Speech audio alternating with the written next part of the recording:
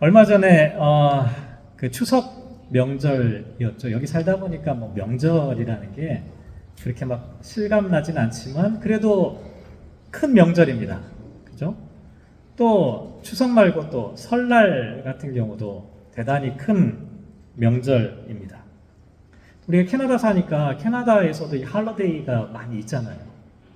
내일 특별히 특별한 또 할러데이잖아요. 학생들은 이 오렌지 셔츠 데이라고 보통 부르던데 아마도 공식 명칭은 Truth and Reconciliation Day, 이 진리와 화해의 날, 뭐 이렇게 이름을 붙여놨더라고요. 원주민 기숙학교에서 있었던 그 진실을 밝히고 진정한 화해를 모색하는 그런 뜻깊은 날입니다. 우리나라에만 명절이 있는 게 아니고 캐나다에만 명절이 있는 게 아니라 유대인들에게도 여러 가지 명절이 많이 있어요. 예를 들면 유대인들에게도 설날이 있는데요. 로시 하샤나라고 하는 나팔절이 설날과 비슷한 의미를 갖고 있고, 또 얌 키푸르라고 하는 이 대속죄일이라고 하는 명절도 중요한 명절입니다. 그리고 우리가 아는 명절 중에는 이집트에서 구원받은 것을 기념하는 유월절, 흔히 패스오버라고 얘기를 하죠. 또 광야에서 율법을 받은 날을 기념하는 오순절, 77절, 맥추절, 다 똑같은 이름인데 이런 절기도 있고, 또 어느 나라 어느 민족이든 추수감사절이 있어요. 유대인들에게도 추수감사절은 초막절, 장막절 뭐 이렇게 부르는 명절이 있습니다. 그리고 12월 달쯤 되면 또 명절이 하나 있어요. 우리는 크리스마스를 보통 명절로 지내지만 유대인들은 하누카라고 하는 명절을 지키죠. 성전을 회복한 것을 기념하는 절기입니다. 이런 여러 가지 명절들 가운데 오늘 우리가 생각해 볼 내용은 부림절이라고 하는 명절입니다. 이 부림절이라고 하는 명절은 부르라고 하는 단어에서부터 유래하였습니다. 이 부르라고 하는 게 뭐냐면 제비를 뽑는다라고 하는 뜻을 갖고 있죠. 제비를 뽑은 거예요. 어떤 특정한 날짜를 정하기 위해서 제비를 뽑았습니다. 그런데 이 제비를 뽑은 그 날은 처음에는 어떤 날이었냐면 유다인들을 학살하려고 했던 날이었습니다. 만약 이대로 됐더라면 어떻게 되었을까요? 아주 참혹한 일이 벌어졌을 겁니다. 그래서 자칫 잘못하면 이날은 유대인들에게 큰 슬픔과 애통의 날이 될 수가 있었죠. 하지만 대반전이 일어났습니다. 에스더서 9장 22절 말씀에 보면 이날에 유다인들이 대적에게서 벗어나서 평안함을 얻어 슬픔이 변하여 기쁨이 되고 애통이 변하여 길한 날이 되었다. 이렇게 말합니다.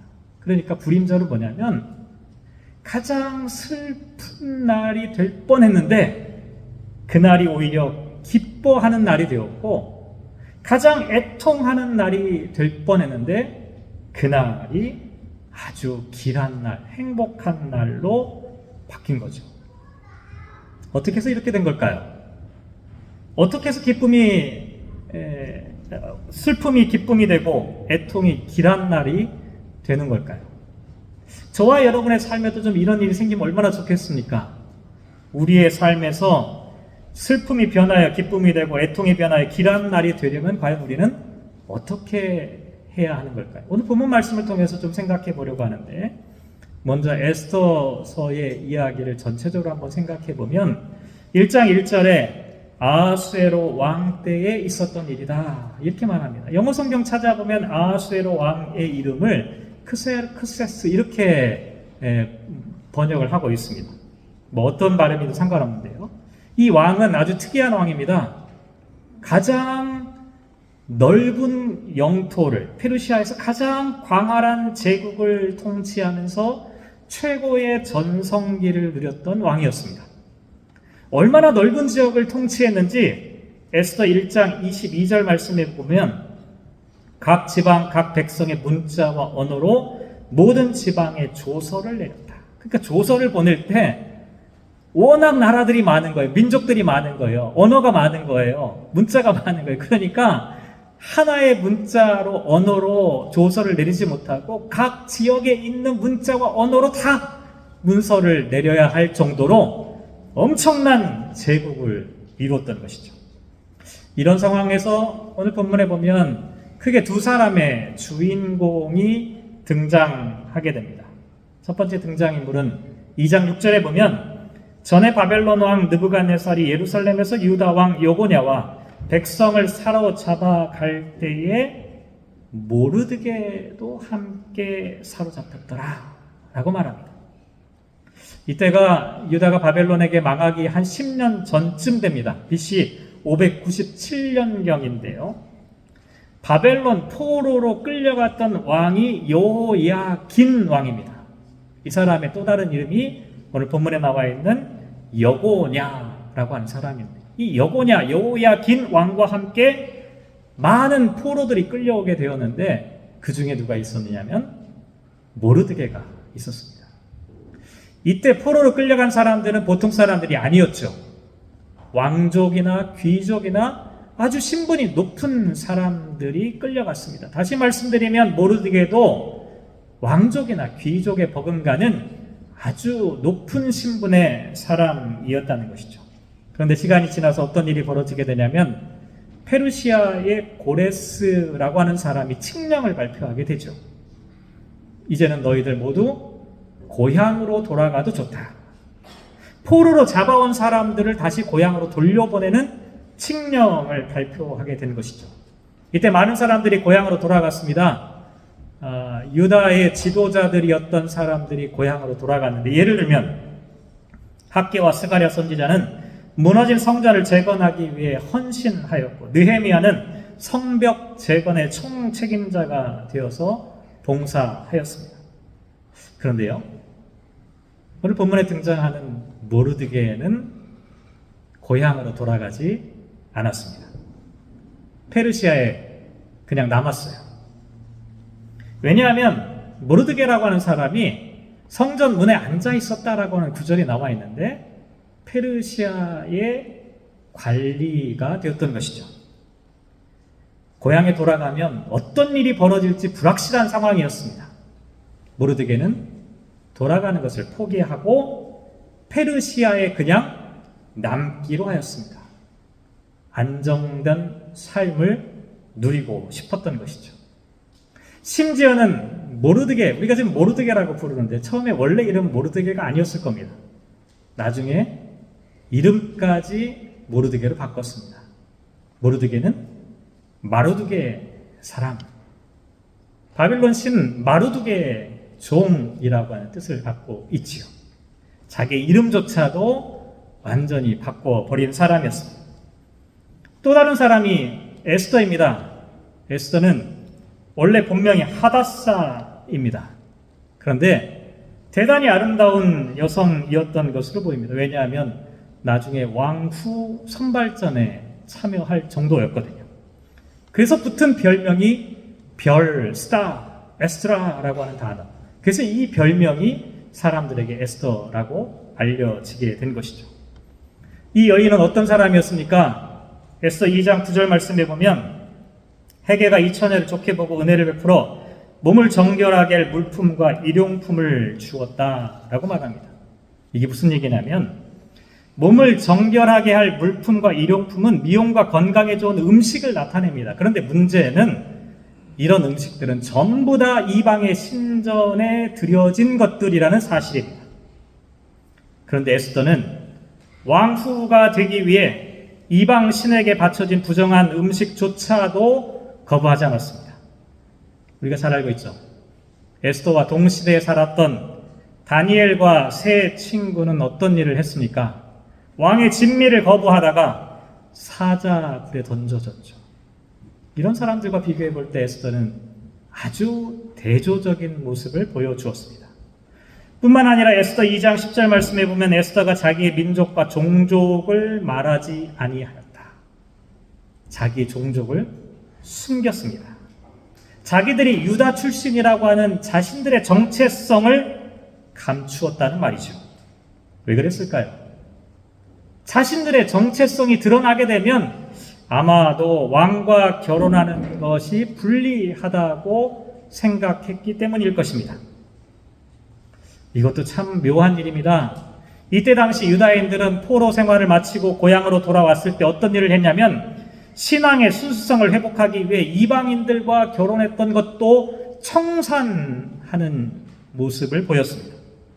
그런데 동시대를 살았던 에스더는 이방인과의 결혼을 청산하기는커녕 오히려 이방인과 결혼하기 위해 자신들의 정체성마저도 포기하고 숨기려 했다는 것이죠. 이렇게 볼 때 에스더와 모르드게는 어떤 사람처럼 보입니까? 철저하게 이기적이죠.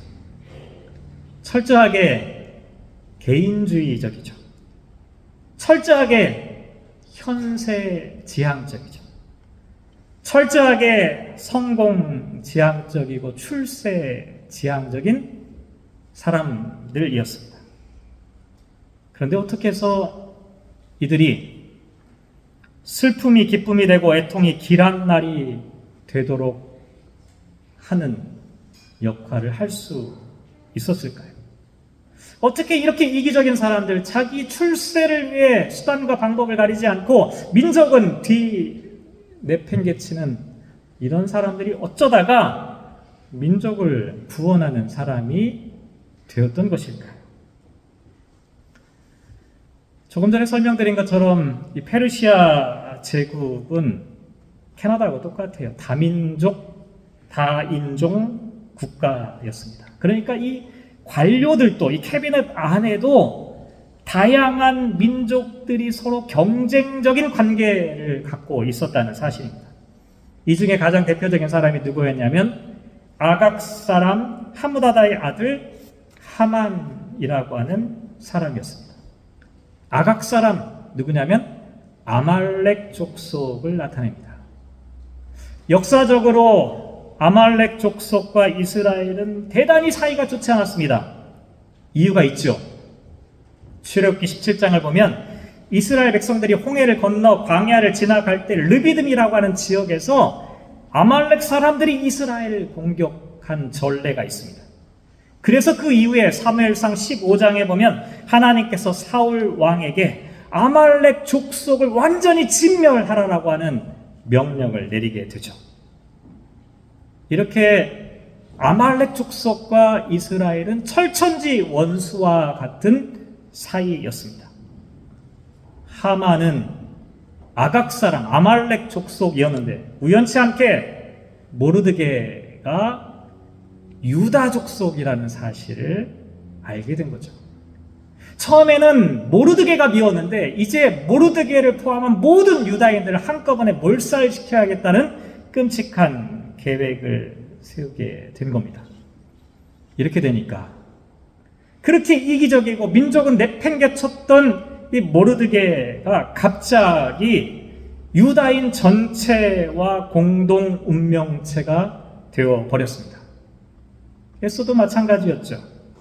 왕후가 되기 위해서 우상에게 바쳐진 제물도 마다하지 않고 그냥 먹었던 신앙적인 원칙이라고 하는 눈꼽만치도 없었던 이 여인이, 심지어 자신의 유다인의 정체성을 철저하게 감추어 왔던 이 여인이 졸지에 유다인 전체의 생명을 책임져야 하는 사람이 되어버린 겁니다.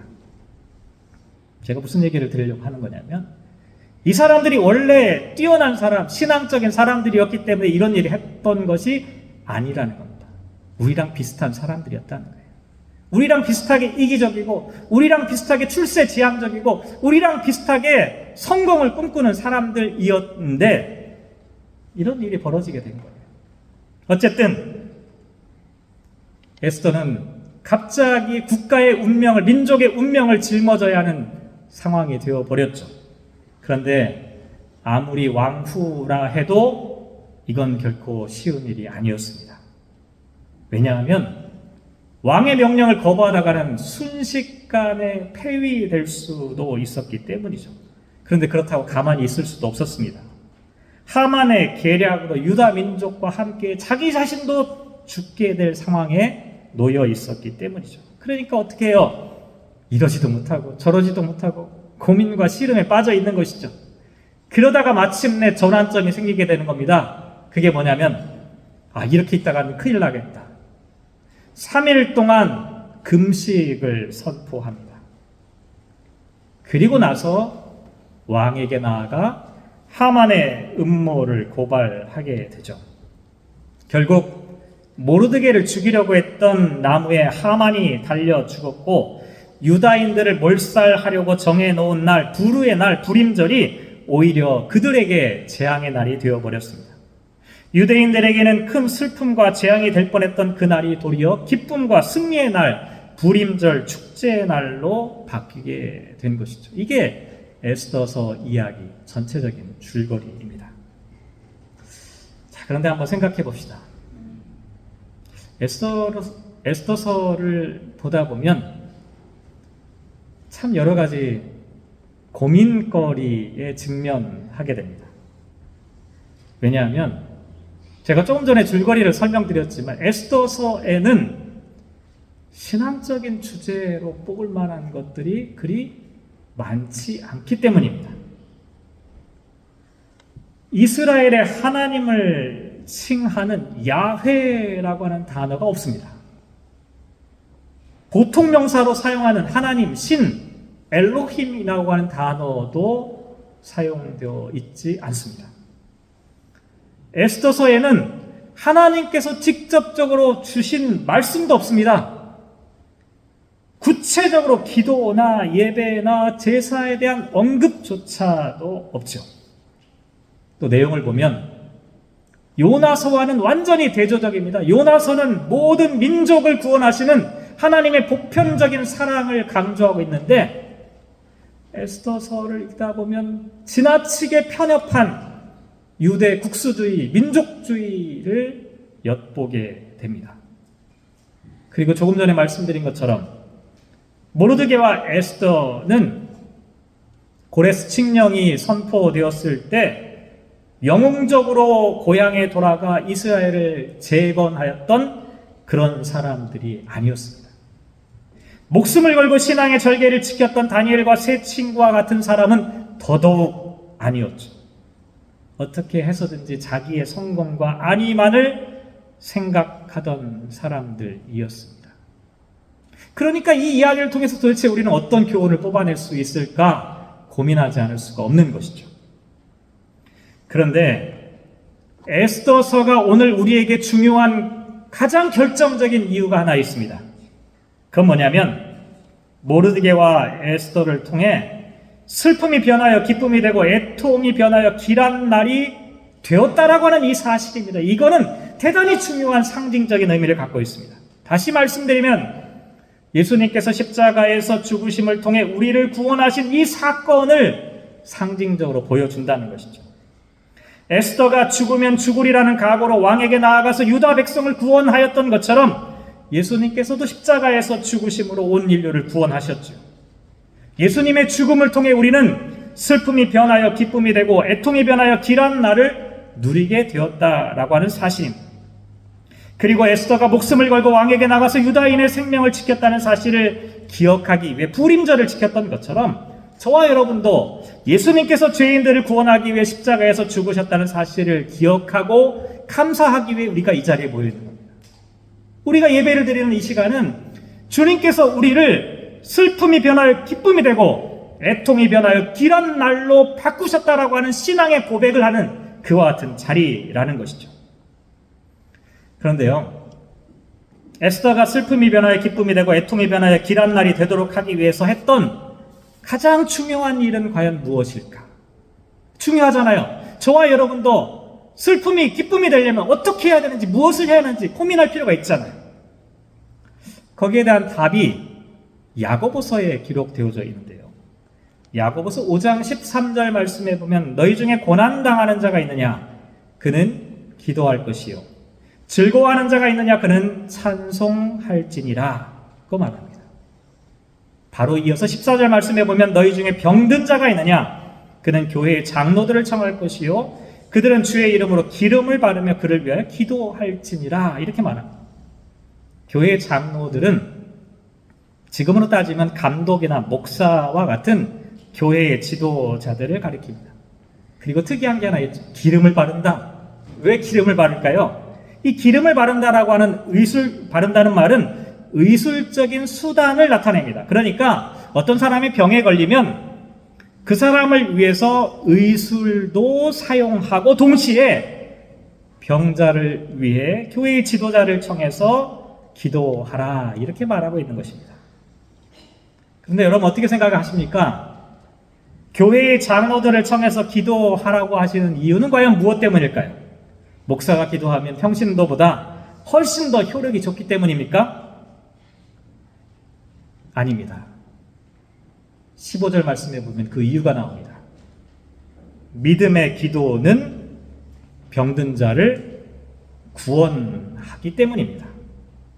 다시 말씀드리면 목사의 기도가 효력이 좋은 것이 아니라 누구든지 믿음으로 기도하면 예수님께서 병든 사람을 일으켜 주시고 혹시라도 죄를 범하였더라도 용서함을 받을 수 있다는 것입니다. 그러면서 예를 든 게 누굽니까? 엘리야입니다. 엘리야는 우리와 성정이 같은 사람이었습니다.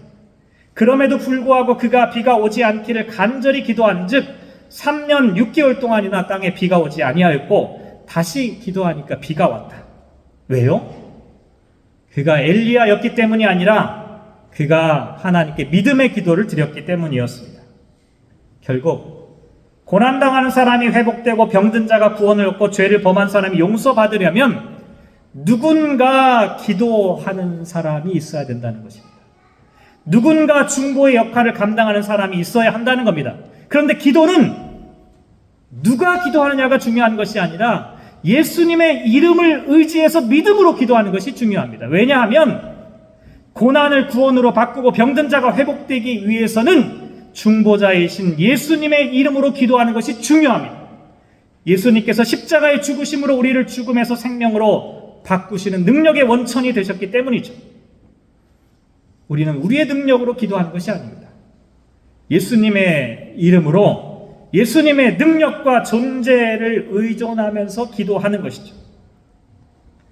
사실 에스더는 처음에 자기 혼자 목숨을 건질 수 있는 방법을 찾으려고 했죠. 만약에 그렇게 찾았더라면 아마 유다인들을 위해서 헌신하지 않았을 겁니다. 하지만 유다인이었던 에스더가 혼자서 목숨을 구할 수 있는 방법은 전혀 없었습니다. 그는 막다른 골목에 내몰렸죠. 죽으면 죽으리라는 각오를 하지 않을 수 없게 되었던 겁니다. 그런데 이렇게 왕으로 나아가기 전에 그에게는 3일간의 기도와 침묵의 시간이 필요했습니다. 이 시간이 중요합니다. 이 시간을 통해서 에스더는 기도를 드리기 전과 기도를 드린 후에 에스더가 완전히 다른 사람으로 변화되어졌습니다. 지금까지는 자신의 성공과 출세만을 생각하는 이기적인 사람이었고 욕망지향적인 사람이었습니다. 그런데 자기도 모르게 고난받는 유대인들과 한 몸이 되었습니다. 그러자 지금까지 유다 공동체를 인도하셨던 하나님의 섭리와 은혜를 고민하지 않을 수가 없게 되었던 것이죠. 결국 에스더는 슬픔이 변하여 기쁨이 되고 애통이 변하여 길한 날을 이루는 그와 같은 결정적인 역할을 하는 복의 사람이 되었던 것입니다. 말씀을 묵상하며 그런 생각해봤습니다. 우리 주변에 고난당하는 사람 혹은 병든 사람을 위해 함께 기도해야 하는데 좀 이기적인 생각이긴 하지만 왜 그런 줄 아십니까? 왜 약한 사람, 병든 사람, 고통 가운데 있는 사람을 위해서 기도해야 하는 줄 아십니까? 그 기도를 할 때 그 기도를 드리는 사람이 가장 먼저 치유와 회복과 은혜를 얻기 때문입니다. 유다 민족을 위해 기도하면서 가장 먼저 회복된 사람은 다른 사람이 아니라 에스더 자신이었습니다. 고난당하고 병든 자를 위해 기도할 때 누구보다도 먼저 치유되는 사람, 먼저 은혜 받는 사람, 먼저 하나님의 사랑 가운데 거하는 사람은 다른 사람이 아니라 자기 자신이라고 하는 사실입니다. 유다인들은 불임절을 지키면서 어떻게 했냐면 22절 말씀에 보면 잔치를 베풀고 즐기며 서로 예물을 주며 가난한 자를 구제하도록 하였습니다. 왜 그랬을까요? 단순히 자신들이 받은 그 구원을 즐기는 것만으로 끝나지 않았습니다. 오히려 이스라엘 백성들, 유다 민족들 한 사람 한 사람이 또 다른 에스더가 되는 것이 이 불임절을 기념하는 것이라고 생각했던 것이죠. 너도 나도 앞장서서 이웃을 돌보는, 이웃을 위해 기도하는 것이 바로 내가 하나님 앞에 은혜 받는 길이고 내가 하나님의 복을 받는 삶이라는 것을 이들이 깨달았던 것이죠.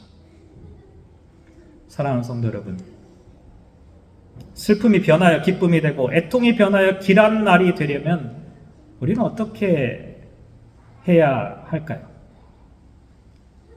살다 보면 좋은 일만 있겠습니까?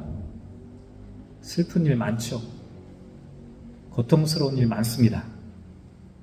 우리의 삶에서 슬픔이 변하고 기쁨이 되고 애통이 변하여 길한 날이 되려면 도대체 어떻게 해야 될까? 오늘 우리에게 말씀합니다. 고난당하는 자를 위한 믿음의 기도, 병든 자를 위한 믿음의 기도, 죄를 범한 사람을 중보하는 믿음의 기도, 그 기도가 나를 바꾸고 세상을 바꾸는 진정한 힘입니다. 기도하겠습니다. 주님, 우리는 참 이기적인 사람들입니다. 우리들의 눈은 다른 사람을 배려하기보다는 자기 중심적으로 세상을 바라보는데 익숙해져 있습니다. 자기가 성공하는 것을 목표로 우리는 정신없이 달려오고 있습니다. 그런데 갑자기 에스더와 같은 상황에 직면할 때가 있습니다. 사방이 꽉 막힌 것 같은, 아니 낭떠러지와 같은 어려운 상황을 만나게 됩니다. 왜 이런 일이 우리에게 벌어지는 것일까? 에스더는 3일 동안의 암흑기간 동안 하나님의 뜻을 구하였습니다. 침묵 속에서 자신의 삶을 돌아보고 지금까지 이스라엘 백성들을 이끄셨던 하나님의 섭리와 은혜를 돌아보기 시작하였습니다. 하나님, 우리에게도 이와 같은 은혜의 시간을 허락하여 주십시오. 믿음의 기도를 드리는 사람이 되게 하여 주시고 중보자의 자리에 서서 하나님의 뜻을 전할 수 있는 담대한 주님의 사람들 되게 하여 주십시오. 이것이 곧 내가 먼저 하나님의 복을 받는 길임을 저희가 깨달아 알게 하여 주십시오. 오늘날 우리들의 주변에 너무나 많은 기도가 필요한 것을 우리가 보게 됩니다. 하나님, 수많은 기도의 자리, 우리가 각자 책임지고 감당할 수 있는 사랑하는 빅토리아 한인교회 모든 성도들 다 될 수 있도록 주님 인도하여 주옵소서. 이 모든 말씀 예수님의 이름으로 기도합니다. 아멘.